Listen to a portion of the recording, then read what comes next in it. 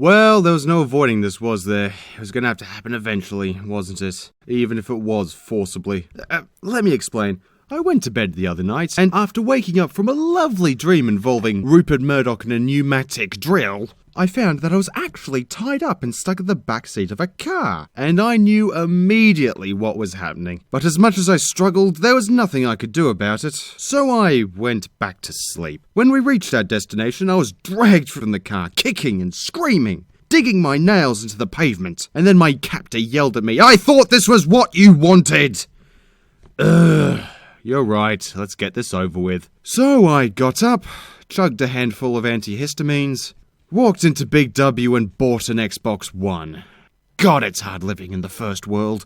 Look, I've defied this current generation because I don't believe that having 10% shinier graphics and a pretty damn good controller is a worthy trade-off for a shittier interface, a crippling need for online connectivity, and a chronically shriveled library. And I give particular ire to that online part, because I live in rural Australia. And I have the kind of connection that would make people from third world countries think that I'm living at pretty fucking ghetto. Oh, but you don't need internet to play our console. When did we ever say that the Xbox One was always online? Oh, how wrong I was, Mr. Microsoft executive cunt, sir.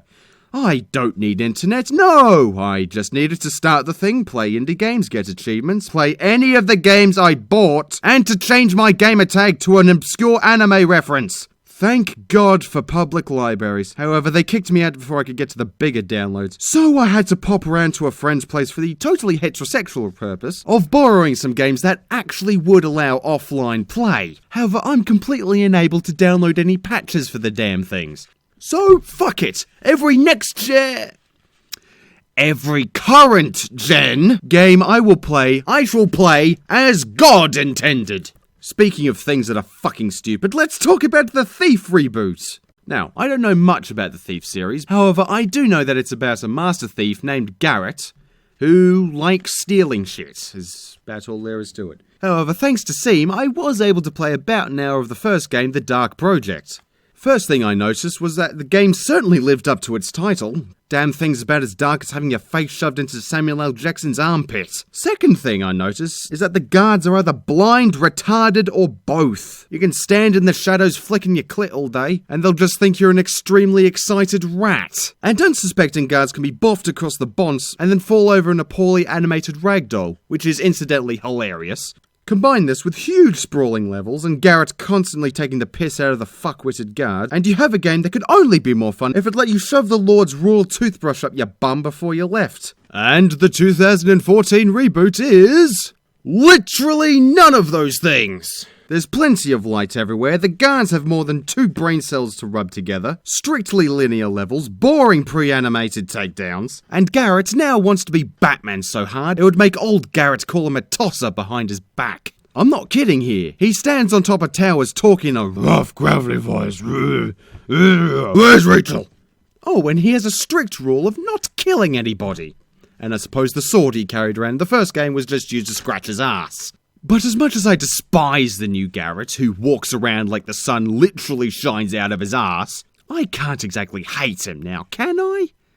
Okay, I can, but my disgust for the character shrivels in comparison to my disgust of this game's mere existence. Thief is a series that beautifully filled a niche for open-ended stealth games. However, Square Enix took that series and had it viciously violated by focus groups, making it as bland and homogenized as physically possible to make it appeal to as many audiences as physically possible, and makes me want to throw up as much of the contents of my stomach as physically possible. Ugh, I'm done talking about this swag of cocks. Let's talk about something else already. Oh no. It's Wolfenstein: The New Order. Quickly! Avert your gaze before it's too— Ah!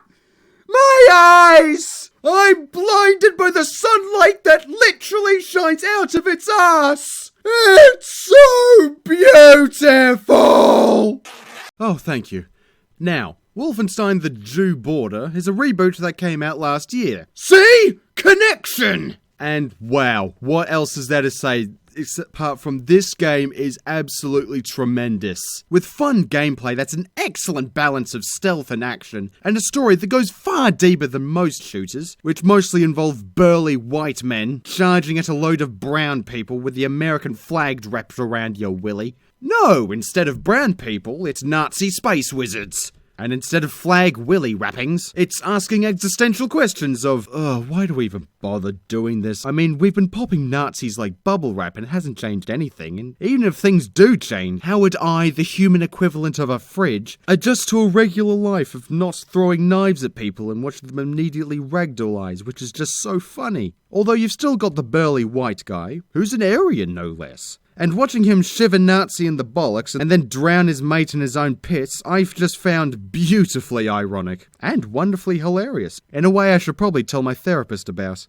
Now, listen time, bitches! A reboot is an opportunity to tell a story from a fresh perspective. So make it a good perspective. The Wolfenstein series has always been about shooting Nazis. But the Q Hoarder puts a fresh spin on it by making it about shooting Nazis in space! The Thief series, however, is about a bloke who's short on dosh, has rent due, and is good at stealing shit, so what the hoo-ha? However, the reboot is about some twat who steals shit because it's just what I do. Okay, sure, New Garrett. Now shut up and fuck off, you gloomy, broody wanker! Would you believe me if I told you that if you want to see more of my content, you should like and subscribe, follow me on Tumblr and Twitter, and share my content around as much as you possibly can? Well, if you want to see more of my content, you should like and subscribe, follow me on Tumblr and Twitter, and share my content around as much...